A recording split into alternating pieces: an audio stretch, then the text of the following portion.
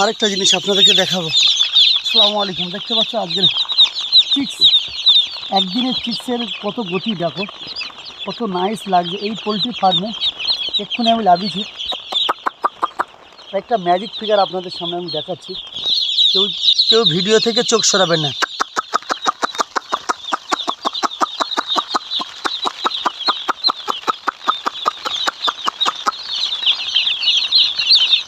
অসাধারণ।